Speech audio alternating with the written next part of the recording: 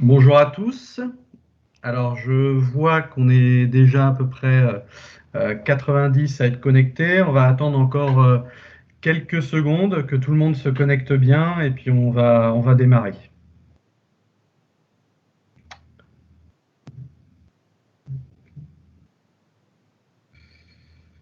Voilà.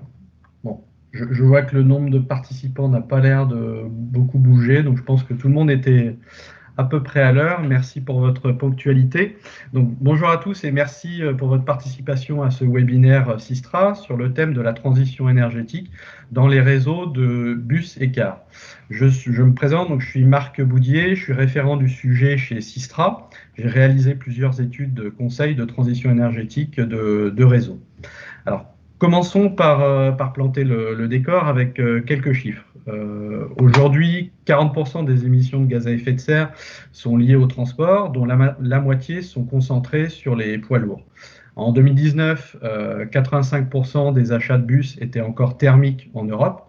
Le constat est à peu près similaire pour la France. Donc, ce qu'on peut dire, c'est que nous sommes donc encore loin des objectifs de diminution d'empreinte carbone. Le passage aux énergies propres va être un réel bouleversement sur l'exploitation des réseaux de transport. Il faut changer de vision et penser système en intégrant les infrastructures et le plan d'exploitation. Donc l'objectif de ce webinaire, ça va être de vous donner des clés d'entrée, quelques bonnes pratiques pour réussir votre projet de transition énergétique.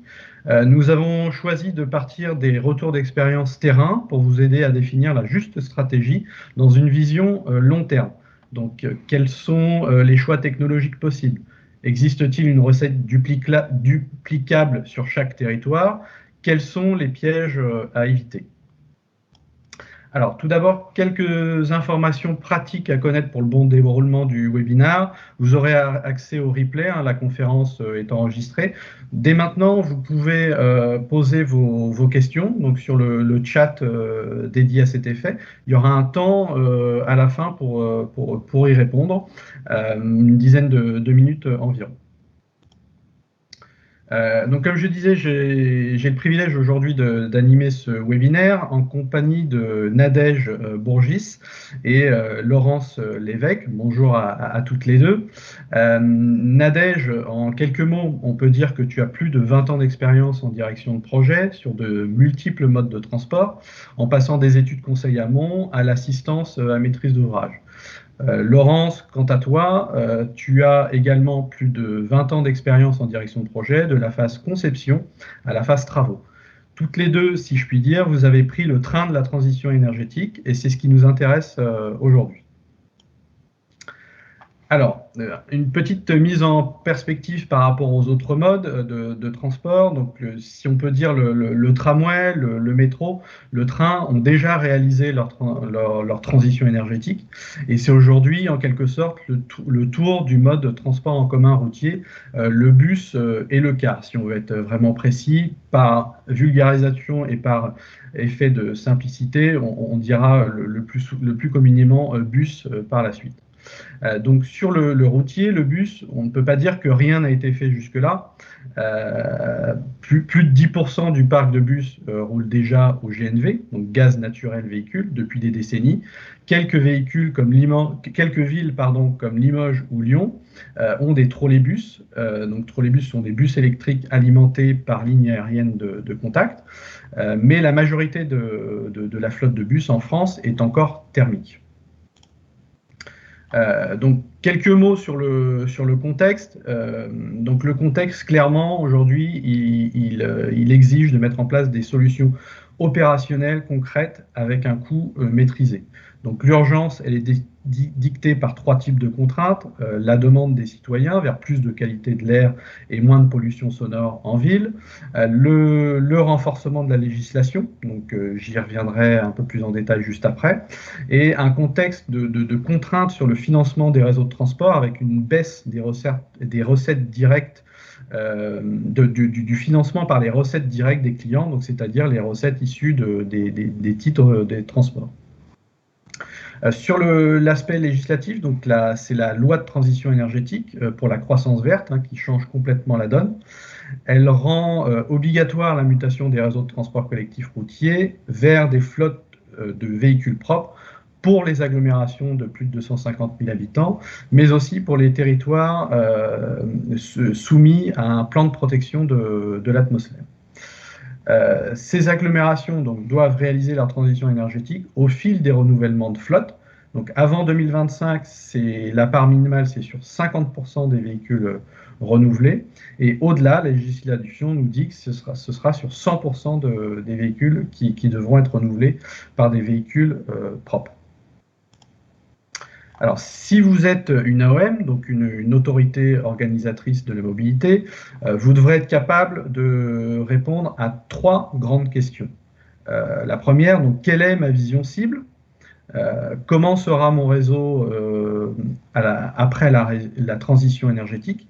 Et la dernière, donc évidemment, comment je mets en œuvre mon projet? Donc, ma vision cible, quelque part, c'est comparer la situation actuelle à plusieurs alternatives de scénarios de transition. La bonne réponse, c'est finalement le meilleur scénario retenu. C'est dit simplement comme ça, mais tout dépend de ce que veut dire meilleur, en critères objectifs sur les bénéfices, mais aussi sur les risques. Est-ce le moins cher? Est-ce celui qui rentre dans mon projet de territoire? Est-ce celui avec le meilleur bilan environnemental? Ou est-ce l'optimum sur plusieurs critères avec des coefficients de pondération? Donc cette étape est clé et déterminante. On voit qu'elle est trop souvent mal préparée. À partir de la vision cible, vous allez préparer votre réseau pour les 30 prochaines années, au moins les 30 prochaines années. Pourquoi? Parce qu'il vous faut, on va dire en moyenne, au moins 15 ans pour renouveler l'ensemble de la flotte, et un véhicule en moyenne, bus ou car, roule 15 ans en moyenne en exploitation.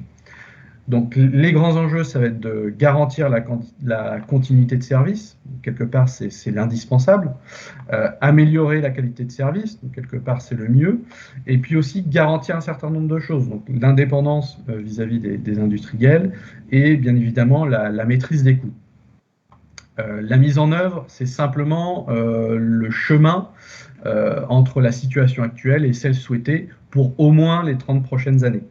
Je dis simplement, mais en fait, c'est paradoxalement, voilà, c'est pour insister sur le fait que c'est tout de même un chemin complexe où chaque décision pèse et chaque détail compte. C'est pourquoi ce webinaire met l'accent sur 2 exemples de transition énergétique de dépôt que nous verrons après en détail. Donc le choix de l'énergie de remplacement n'est pas neutre. Il doit être considéré avec soin et de façon contextualisée par rapport à l'histoire et le contexte territorial du réseau considéré. Donc, qu'est-ce qu'il faut retenir de ce tableau qui est un exemple d'évaluation d'aide à la décision, à ne surtout pas prendre pour argent comptant dans tous les cas. Donc ici, on a mis à gauche donc 8 critères reportés pour évaluer donc les principales technologies. Donc l'électrique qui se décompose en 3 sous-technologies, la charge lente, le plus souvent au dépôt, la charge rapide le plus souvent en terminus, et le trolleybus, je disais, donc les bus électriques alimentés par ligne aérienne de contact. Le GNV, donc le gaz naturel véhicule, le dihydrogène, plus marginal mais à noter quand même, les biocarburants, et puis quelque part notre témoin par rapport à l'actuel, le thermique. Bien évidemment, voilà, ici c'est une présentation simpliste, d'autres facteurs sont à prendre en compte. Donc les infrastructures présentes ou planifiées sur le territoire, les objectifs de filière, donc en lien avec les documents de planification, à nouveau, donc SRADET, PCAET, donc plan climat, air, énergie, territoire, l'état de l'art industriel, donc qu'est-ce que peut fournir le marché et quels sont les domaines de pertinence et les contraintes. Enfin, les modes de production des énergies, ou si je puis dire pour être précis, de vecteurs énergétiques, l'électricité et l'hydrogène étant plutôt des vecteurs énergétiques que des énergies. Donc, bien évidemment, votre choix final ne se limitera pas à un tableau avec des plus et des moins. Des outils de simulation et de modélisation vont venir aider à prendre la décision pour en fait donner des données plus quantitatives et puis pour vraiment scénariser et mesurer les impacts. Donc, à titre d'exemple, chez Systra, nous avons développé un modèle de simulation économico-environnementale, donc qui s'appelle MEFEM. Également, nous avons développé un autre outil de dimensionnement de l'infrastructure électrique qui s'appelle TESS et qui permet vraiment de jouer des plans d'exploitation, des conditions de remisage et de voir quels sont éventuellement les points de blocage et les points de faisabilité. Donc ces deux outils sont très intéressants parce qu'ils permettent vraiment d'aller plus loin que ces tableaux et de développer des scénarios de transition énergétique et d'en développer les impacts.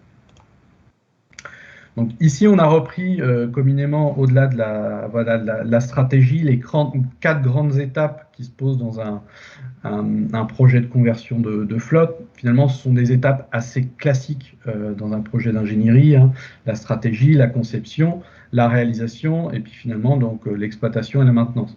Donc la conception, c'est voilà, où on va venir traduire la stratégie, la vision cible en données concrètes, donc notamment le dimensionnement de l'infrastructure, de distribution d'énergie, voire de production dans le cas d'hydrogène si nécessaire, où on va effectivement définir le concevoir donc soit le nouveau dépôt ou soit l'adaptation de l'existant. On va aborder des aspects très concrets, donc les aspects réglementaires, notamment sur les volets risque incendie, CPE, ATEX. Le volet réalisation donc, va comprendre le découpage des travaux à effectuer et bien sûr des appels d'offres à passer en amont, puis les essais et puis finalement la mise en service. Donc, dans ce découpage, la gestion des interfaces va être déterminante pour garantir la maîtrise des risques. Et puis enfin, donc la phase finale, hein, l'exploitation et la maintenance, c'est-à-dire en fait la vie du réseau après la transition énergétique avec l'adaptation à la nouvelle donne et la mise en place d'outils nouveaux. On peut citer le smart charging, qui est un outil donc, pour les technologies électriques qui permet de limiter les pics de charge nécessaires au dépôt pour recharger les véhicules. Alors, retour à la réalité, sur le terrain, des approches concrètes existent. Et c'est finalement ce qui nous intéresse le plus aujourd'hui. Donc nous vous proposons d'en parler avec 2 chefs de projet de Systra qui sont directement impliqués dans ce processus. Alors, rebonjour Nadège, tu interviens aujourd'hui donc sur le projet de conversion énergétique de la flotte de bus d'Orléans Métropole. Est-ce que tu peux nous expliquer les enjeux de ce projet, s'il te plaît ? Bonjour Marc, bonjour à tous. En 2019, Orléans Métropole s'est lancé dans la modernisation progressive de l'ensemble de son parc de matériel roulant bus, et ce pour répondre à plusieurs enjeux. Donc, d'abord, réduire les émissions de gaz à effet de serre sur son territoire, remplacer ses bus les plus vétustes, et enfin renforcer l'attractivité de son réseau en proposant un service moderne et de qualité. Donc, la première étape de ce renouvellement a été franchie avec l'acquisition de 29 bus électriques. Le tout premier bus 100% électrique est arrivé fin janvier sur le territoire orléanais.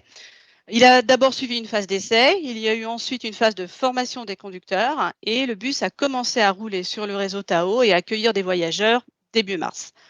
Les 28 autres véhicules vont arriver progressivement durant toute l'année 2021. Donc, tout l'enjeu de ce projet est d'accueillir ces véhicules et d'assurer leurs besoins en alimentation électrique. Donc, cela implique notamment d'adapter les dépôts existants. Donc, pour éviter des travaux sur un site exploité, la métropole orléanaise est en train de construire un dépôt provisoire sur un terrain à proximité du dépôt existant. Ce dépôt provisoire, en fait, apporte beaucoup de confort en fait, au projet de conversion, puisqu'il permet en fait, d'éviter d'avoir à prendre en compte les contraintes d'un site en exploitation lors de cette phase d'adaptation du dépôt.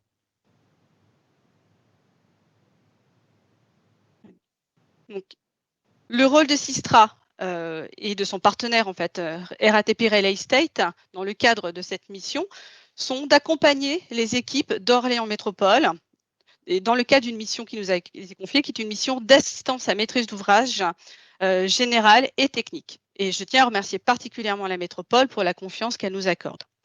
Donc, nos prestations couvrent le pilotage de la maîtrise d'œuvre pour l'aménagement des dépôts, le suivi contractuel et l'exécution des marchés de travaux, et enfin, l'achat du système de charge et du matériel roulant. Nous intervenons ainsi sur l'ensemble des 3 composantes qui constituent un projet de conversion de flotte, les véhicules, leur alimentation et bien sûr leur lieu de remisage.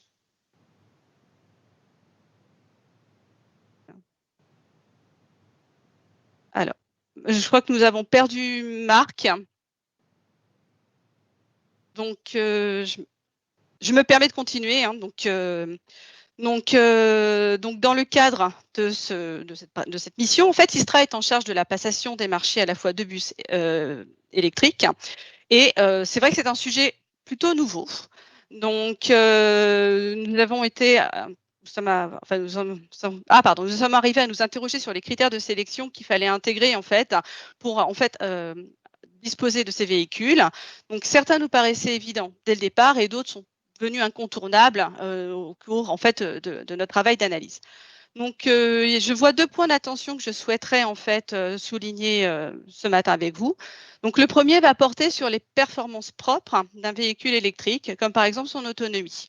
Donc dans le cas présent en fait de la métropole orléanaise, donc c'est une autonomie de 220 km qui est exigée pour chaque véhicule, et ce, quelles que soient les conditions climatiques. Et ce niveau d'autonomie en fait doit être garanti pendant 15 ans par le constructeur. Pour définir ces performances, en fait, nous nous sommes appuyés sur les besoins propres de la métropole et aussi sur l'état des possibilités offertes par les véhicules présents sur le marché à ce jour. Donc, une précision importante. Avant de se lancer dans le renouvellement de son parc, Orléans Métropole a acquis des véhicules électriques dans le cadre d'une expérimentation. Cette expérimentation donc a porté sur 6 véhicules provenant de constructeurs différents et avec des systèmes de recharge différents. Donc, elle a permis de tester la consommation d'énergie, l'autonomie des bus dans des conditions réelles d'exploitation, aussi d'anticiper les besoins de maintenance et de vérifier la fiabilité du matériel roulant ou du système de charge. Cela nous a été très utile ensuite pour travailler sur les performances du futur matériel roulant à demander. Un second point en fait d'attention, et il est vraiment fondamental, a concerné le sujet de l'interopérabilité entre le bus et sa borne de recharge. C'est un point qui est critique, qui est vraiment sujet à risque. Du coup, il est vraiment clé d'y apporter une attention particulière, notamment lors de la rédaction des cahiers des charges, que ce soit matériel roulant ou système de charge, pour s'éviter des mauvaises surprises au moment du branchement du véhicule sur la borne.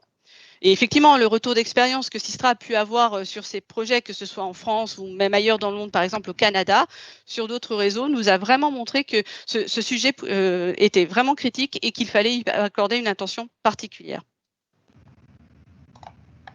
Alors. Très bien.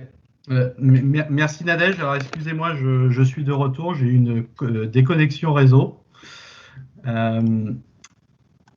Donc, je crois que tu avais terminé, Nadège. Oui, alors, non, pas du tout. J'étais en fait sur le sujet de l'interopérabilité, donc je me permets de continuer. D'accord. Ok, très bien.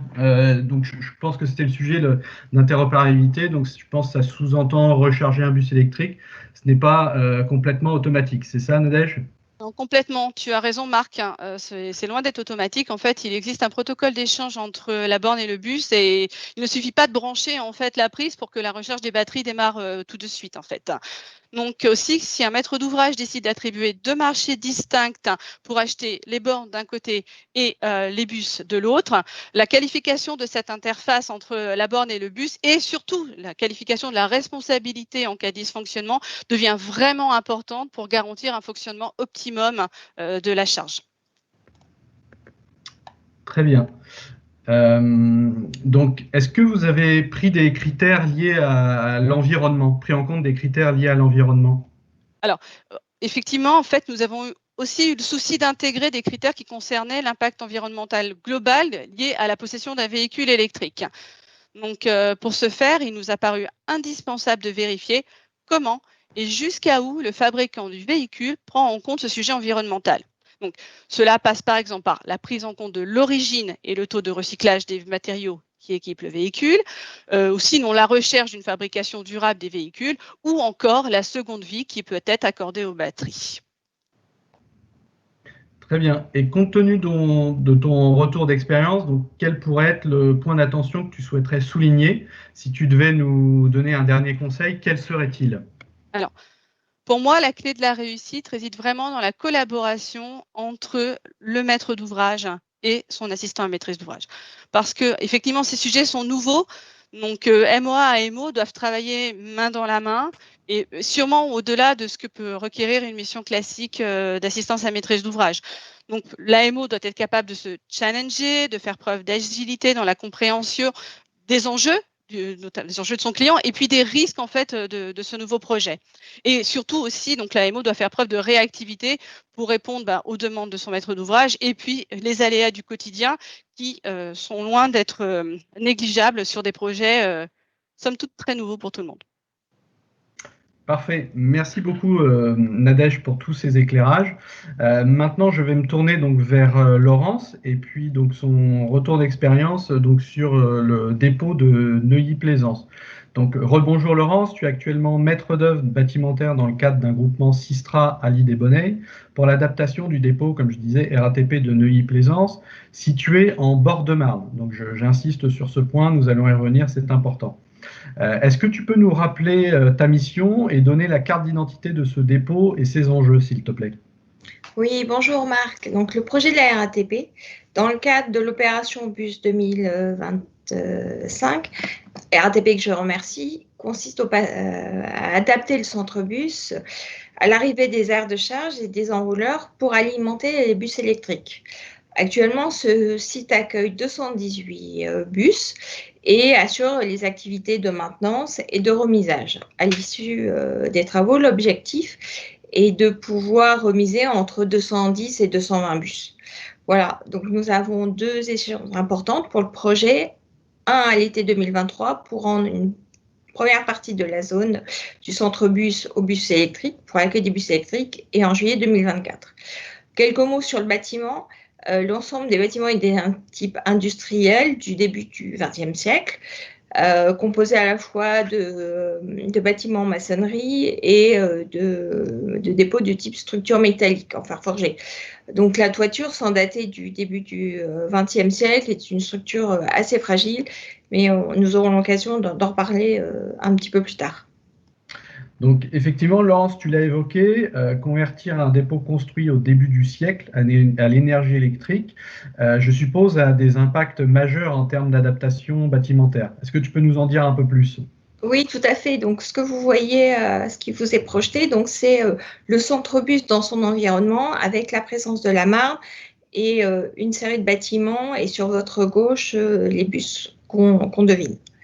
Donc, comme on le disait, c'est-à-dire que l'arrivée des bus implique la réalisation un certain nombre d'adaptations. Donc, le premier est très basique, c'est comment on amène de l'énergie dans le centre-bus. Donc, concrètement, il y a construction de postes de livraison.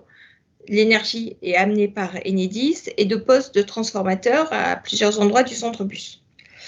Après, comme vous pouvez le voir sur la photo, la présence de la Marne à moins de 100 mètres exige de protéger des équipements de tout risque d'inondation avec les conséquences que ça pourrait avoir.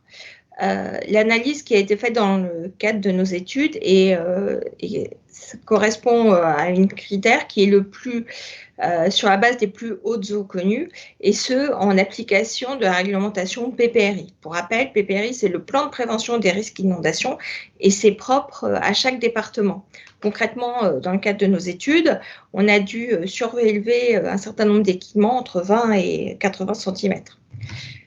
Voilà. Ensuite, comme ça a été déjà mentionné à la fois par Nadège et toi-même, c'est quand même des infrastructures qui sont nouvelles. Donc, la réglementation a dû s'adapter. La principale réglementation qui s'applique est la réglementation ICPE, installation classée pour la protection de l'environnement. Et en particulier l'article 2925 qui est récent parce que nous sommes en 2021 et l'article date de 2018. En quelques mots, sans rentrer dans un débat de spécialistes, c'est simplement de dire que 2-3 alertes, on va mettre en conformité des zones de désenfumage en toiture. Sur une toiture sans la déstabiliser, comme je mentionnais, qui est une toiture qui est fragile. Ensuite, Comme on le voit très bien sur le visuel qui vous est présenté, on est dans un environnement urbain très contraint et on a dû renforcer la résistance au feu des tiers mitoyens. À titre anecdotique, entre guillemets, c'est important. Le centre bus et en limite de propriété, une résidence pour étudiantes. Ensuite, on est en dos d'un commerce, donc tout ça, ça a dû être protégé contre le feu. Dans tous les cas, pendant la phase de transition, il faut penser que tout le centre-bus ne va pas passer à l'électricité et qu'il faut absolument protéger les futures aires de charge de zones à risque, comme par exemple les pompes à essence. Parce que, comme je l'ai dit, la livraison va se faire en 2 temps et il y aura un an de transition. Donc, ensuite, on sait très bien, comme on peut passer à la slide suivante, voilà, vous voyez cette structure et tous les équipements on ne peut pas les accrocher sur la toiture existante parce qu'elle est fragile, sans dater ce que je le disais au début du XXe siècle, elle est fragile. Et de fait, on est obligé de mettre en place une structure secondaire pour porter un certain nombre d'équipements. Mais ça, on ne peut pas mettre des poteaux partout. Il ne faut pas oublier que c'est un centre de remisage et qu'il y a des problématiques de gération de bus. Donc, c'est un enjeu important et ça fait l'objet d'études de la part de notre groupement. Donc, jusqu'à présent, on a parlé surtout de la partie conception, mais il est important d'avancer et de se projeter dans la phase travaux et entre autres de voir comment on va pouvoir réaliser les travaux tout en garantissant le maintien de l'activité. Parce que, sauf à moins d'avoir la chance et l'opportunité de pouvoir transférer tout un centre-bus sur un site tiers, il est important, et c'est dans notre mission, de garantir l'exploitation du centre-bus et l'utilisation du centre-bus pendant cette phase. Mais ça, c'est clairement étudié au cas par cas. L'objectif, c'est une réflexion en termes familiers, on va jouer un peu au Tetris. Très bien. Donc, dans ce projet, qu'est-ce qui t'a surprise sur la partie adaptation bâtimentaire? Pour moi, je mettrai en avant 2 points. Le premier point, c'est la réglementation. Comme on l'a dit, elle est récente. Et comme toute réglementation récente, il y a peu de recul dans le cadre de son application et elle peut être sujette à interprétation en fonction de la sensibilité de chacun. Après, l'autre point qui nous semble important, c'est la problématique travaux, parce qu'on peut faire les plus belles études du monde. Si on n'a pas cette vision travaux dans le cadre anticiper cette vision de travaux, ça nous semble important. En plus, on va devoir, dans un espace très contraint, faire travailler des corps de métier très différents, tout en ayant la présence d'une activité du centre-bus. Et ça ne peut se faire, c'est un travail que nous, dans le cadre de notre projet, sur lequel on est déjà en train de travailler. Et ça, la réussite, c'est tout le travail conjoint que nous faisons avec l'OPC du projet, le maître d'ouvrage et évidemment la direction du centre-bus, qui est un partenaire important. Très bien. Merci beaucoup Laurence, merci beaucoup Nadège. Donc pour enchaîner avec ce qui a été dit en synthèse, vous trouverez ici les 3 règles d'or à retenir. La technologie énergétique miracle n'existe pas, donc désolé pour ceux qui y croyaient encore. Ce n'est pas un sujet de renouvellement de flotte, c'est un sujet système complexe, on ne le dira jamais assez. Et l'apport de l'ingénierie est une garantie de réussite. Voilà, la première règle d'or, donc effectivement, malgré ce qu'on peut entendre dans les médias ou voir sur certaines brochures commerciales, vous l'avez compris, chaque technologie a des atouts, des domaines de pertinence, mais aussi des limites et des contraintes. Sur le deuxième point, il faut être vigilant. Le débit de la transition peut paraître simple. On peut rester dans le mode précédent, acheter quelques véhicules, nouvelles technologies, quelques bornes, sans mettre en jeu la continuité de service. Au début, les véhicules thermiques sont toujours là pour se rattraper en cas de besoin. Puis au fur et à mesure du renouvellement, le filet de sécurité, bien sûr, se rétrécit. Et c'est là que les choses peuvent se compliquer si elles n'ont pas été anticipées. Mauvais dimensionnement des infrastructures, mauvais dimensionnement des batteries, de la flotte, du besoin foncier, des exigences et du temps nécessaires sur les démarches administratives ou environnementales, se retrouver en totale dépendance vis-à-vis des industriels, donc comme on l'a vu avec Nadège, sans réelle interopérabilité. Donc effectivement, il y a un certain nombre d'étapes à bien respecter avec un partage des risques à maîtriser entre la collectivité, l'exploitant et les fournisseurs, que ce soit les fournisseurs de matériel roulant ou d'infrastructures. Donc aujourd'hui, soyons humbles, le contexte technologique évolue très vite. C'est la mise en œuvre qui va alimenter les retours d'expérience et forcer les gains technologiques.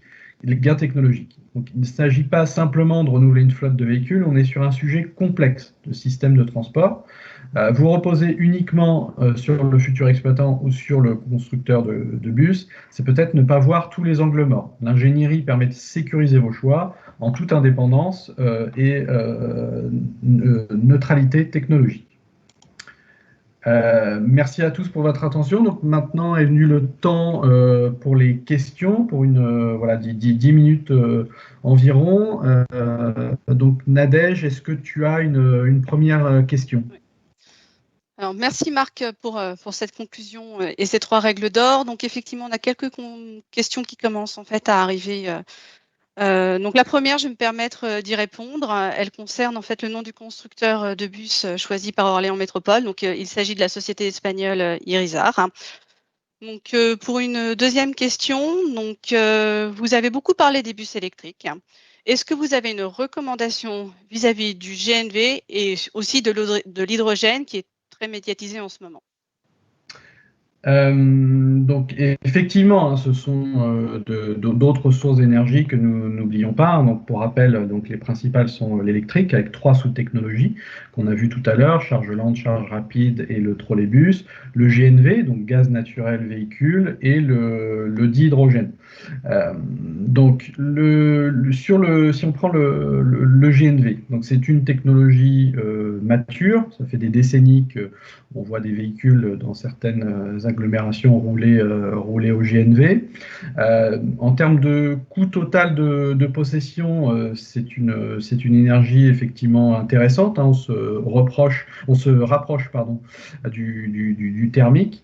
Là où le bas blesse avec cette technologie, effectivement, c'est sur le bilan environnemental, puisque en termes de CO2, en termes d'émissions, on est à peu près au même niveau que sur du thermique. Par contre, on gagne sur toutes les oxydes de soufre ou oxydes d'azote qui sont diminués et on a peu ou pas de particules dégagées.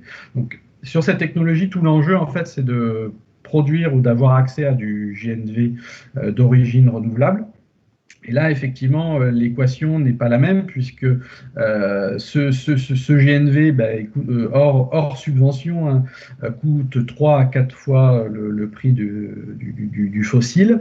Et puis aussi, on a des sujets de capacité de production. Il faut savoir que donc GRDF nous avait transmis l'information, hein, c'est que donc pour alimenter un seul véhicule GNV à l'année, il faut, sur des centrales à méthanisation, utiliser les déchets de 7000 personnes. Donc, au niveau de la France, on voit que si on ne pourrait pas, on pourrait alimenter moins de 10 000 bus au GNV, rien que par cette équation simple. Sur l'électrique, donc on l'a bien développé avec les exemples. Effectivement, aujourd'hui, la contrainte importante, hein, c'est soit sur la charge lente, ce sont les autonomies, l'autonomie des véhicules qui est encore limitée, avec effectivement voilà, des batteries qui pèsent plusieurs tonnes et qui prennent beaucoup de place. Donc, d'un moment, pour augmenter cette autonomie, on arrive dans un cercle vicieux où plus de batteries, plus d'autonomie égale moins de place passager, égale aussi plus de consommation du véhicule. Donc, on arrive vraiment aux limites du système. Et les 2 autres sous-technologies, donc trolleybus et donc charge rapide, permettent de contourner en fait ce sujet, mais ont des impacts importants sur le réseau, puisqu'elles ont tendance à le figer, que ce soit la charge rapide, on a besoin de chargeurs rapides en terminus, donc on doit vraiment figer les terminus, et pour le trolleybus encore plus, puisqu'on doit avoir une infrastructure linéaire. Donc voilà et donc le dernier sur le dihydrogène, hein, donc c'est la technologie la plus récente qui se développe. Bon, l'offre industrielle reste encore assez marginale et elle reste encore une technologie chère et puis aussi très très énergivore. Hein, donc il faut savoir que pour entre guillemets les ratios c'est ça, hein, pour remporter 1 kWh d'équivalent énergétique à bord du véhicule, il faut, avec le système d'électrolyse, alimenter la centrale électrolyse par 4 ou 5 kWh. Donc on a un rapport de 4 à 5. La technologie est extrêmement énergivore et même si l'électricité effectivement est très peu carbonée, en France, hein, on n'est pas une neutralité totale. Un véhicule qui roule au d'hydrogène, sur une année, va être responsable de l'émission de 5 tonnes, de l'ordre de 5 tonnes de CO2 par rapport à la production de l'électricité pour le faire fonctionner. Là où un thermique, il faut rappeler, on est plus sur des ordres de grandeur de 10 fois plus. Donc on a quand même gagné un rapport de 10. Mais voilà. Donc voilà ce que je pouvais dire un petit peu sur les trois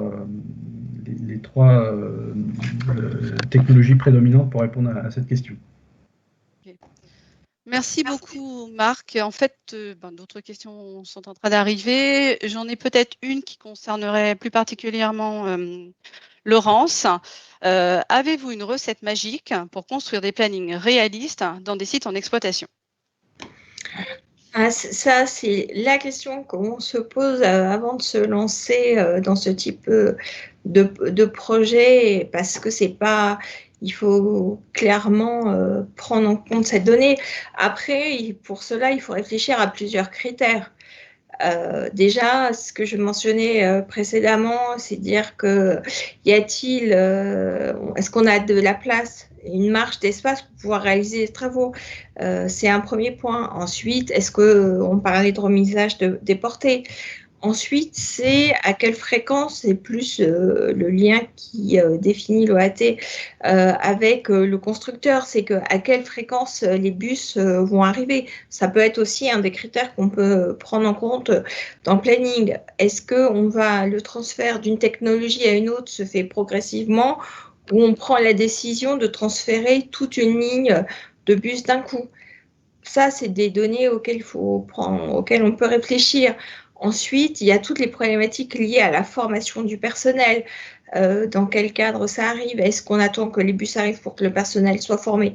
Voilà, ce sont que des pistes de réflexion qu'on peut avoir. Mais je pense qu'un planning réussi, c'est un planning partagé par l'ensemble des acteurs, surtout. Alors, merci Laurence. Donc, on va passer à une autre question. Donc, si on a un budget limité, recommandez-vous de faire le projet de transition par tranches successives? Alors, je vais me permettre de répondre à cette question. Donc, encore une fois, je dirais qu'il n'y a pas, pas encore pas de recette type, pas de recette miracle. Donc, je pense que tout dépend effectivement de plein de... Attendez, excusez-moi. Donc, il n'y a pas de... Je ne me vois plus. Donc, je dirais qu'il n'y a pas forcément de recommandations type. Et il n'y a pas vraiment, encore une fois, tout à l'heure, on parlait de recettes magiques. Encore une fois, il n'y a pas forcément de recettes magiques sur cette question-là. Donc, en fait, chaque maître d'ouvrage est particulier. Chaque maître d'ouvrage, en fait, a ses propres besoins, a ses propres objectifs, ses propres enjeux, dans le cadre, effectivement, peut-être d'un plan climat territorial plus global, et aussi ses propres contraintes budgétaires. Il y a aussi l'état du parc existant qui doit être intégré, l'état des installations existantes. Enfin, voilà. Donc, tout ça fait que, ça s'étudie, ça se regarde. l'intérêt finalement, c'est de travailler sur des scénarios le plus en amont possible et puis de regarder justement quel serait l'impact des coûts, des investissements, des recettes selon si on se lance en fait dans quelque chose, d'investissement tout en même temps ou si effectivement on y va par tranches successives. Alors c'est vrai qu'on pourrait se dire que phaser permet de lisser les investissements, ce qui peut être effectivement un intérêt. Par contre, globalement, si on se lance dans une grosse phase unique, elle peut coûter au final moins cher, en tout cas en investissement, qu'un découpage en phases multiples. Donc, voilà, je me permets du coup de repasser en fait à une autre question, donc peut-être plus pour Marc. Dans vos accompagnements stratégiques, prenez-vous en compte les impacts sociaux induits par les changements de matériel modifiant les besoins humains? Oui, donc effectivement, c'est une bonne question hein, dans nos modélisations, dans nos accompagnements. Ce sont des critères qu'on va prendre en compte, hein, notamment, je pense aux critères bruit, qui est un sujet important. Il y a effectivement les sujets d'acceptabilité sociale, notamment je pense au dihydrogène, hein, qui peut être la technologie la moins mature sur ce sujet-là. Donc on accompagne aussi les collectivités hein, sur des sujets de concertation, en fait, hein, par rapport au milieu. Hein. Forcément, si on est dans un milieu urbain, ça peut être quelque chose de plus contraignant. Et puis effectivement, également, on réalise effectivement des bilans socio-économiques. Alors ça, c'est pas que sur effectivement que dans le cadre de transition énergétique, hein, mais aussi sur des projets de restructuration de réseau ou de mise en place d'une nouvelle ligne en site propre de transport en commun. On va effectuer ce qu'on appelle un bilan socio-économique pour identifier effectivement par rapport au coût du projet le bénéfice en fait qu'on peut en tirer en face.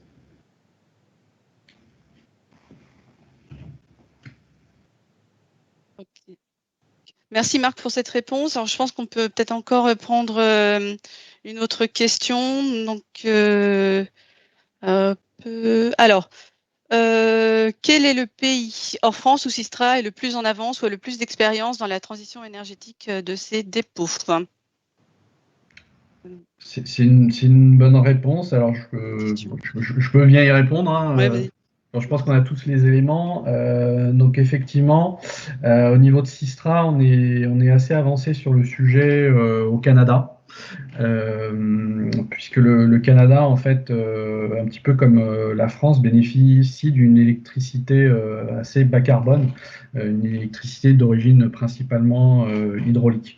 Donc effectivement, on accompagne voilà, les villes de Montréal et du Québec sur des sujets de transition énergétique. Alors à Montréal, si je ne dis pas de bêtises, c'est dans le cadre d'un plus grand projet de mise en place d'un tramway et donc de restructuration du réseau de bus tout autour avec transition énergétique de ce réseau à l'électrique. C'est vrai que outre-Atlantique, l'option électrique du fait de cette énergie très bas carbone est très, très fortement prononcée. Ok, merci Marc. Donc j'ai encore une question. Comment sont considérées les données d'exploitation, donc le programme d'exploitation, dans le cadre des activités de recharge? Tu veux répondre ou est-ce que tu peux permettre de répondre aussi? Ça, on peut répondre. Donc, c'est un petit peu j'en ai parlé très brièvement. On utilise notre outil interne qui s'appelle TESS, où en fait, on va donc dans le cadre de la charge lente, hein, on va venir modéliser en fait le dépôt, modéliser les contraintes de stationnement, modéliser le positionnement des charges, voilà, les charges, le niveau de charge possible. Et en fait, on va vraiment, voilà, on va rentrer dans le système le plan d'exploitation et on va pouvoir le jouer sur une journée, sur 3 mois, sur un an. Et ça va nous permettre de vérifier que tout au long de l'année, en fonction de toutes les contraintes, on a bien dimensionné l'infrastructure électrique, on laisse suffisamment de temps les véhicules au dépôt pour qu'ils puissent être suffisamment rechargés pour le lendemain. Parce qu'effectivement, j'insiste, la simple vision simplement sur une journée ne suffit pas. Les enchaînements d'une journée à l'autre vont être très, très importants afin de vérifier qu'on a effectivement le bon dimensionnement pour répondre au plan d'exploitation. Et puis l'idée, hein, c'est toujours d'avoir un petit peu de marge de manœuvre, parce qu'on sait bien que le plan d'exploitation d'aujourd'hui ne fait pas celui de demain. Donc si on est vraiment sur quelque chose de tout juste, voilà, nous, on va plutôt conseiller de prendre de la marge pour ne pas se retrouver en défaillance en cas de restructuration du réseau. Ok, merci beaucoup Marc pour ces réponses. Je pense qu'on va arriver sur la conclusion de notre intervention. Alors je sais qu'on n'a pas répondu à toutes les questions, mais je pense qu'on va vous proposer un moyen de continuer à dialoguer avec vous au-delà de cette présentation d'aujourd'hui. Très bien, merci Nadège. Donc je vais conclure. Merci à tous pour votre écoute, vos questions. Désolé pour le petit problème technique, hein, mais voilà, ça fait bien la transition. On voit qu'avec la technologie, il y a plein de bonnes choses, mais il faut aussi savoir prendre des marges de manœuvre. Petit rappel, donc vous trouverez nos contacts. Je pense que vous devez les voir. Nous on ne les voit pas de notre côté, mais je pense qu'ils doivent être affichés. Donc si vous avez besoin d'approfondir les échanges, n'hésitez pas à nous envoyer un mail. Voilà, on sera un plaisir de répondre à vos questions. Et puis sur ce, je vous souhaite une bonne journée, un bon appétit et à une prochaine fois, je l'espère, pour parler de transition énergétique de réseau.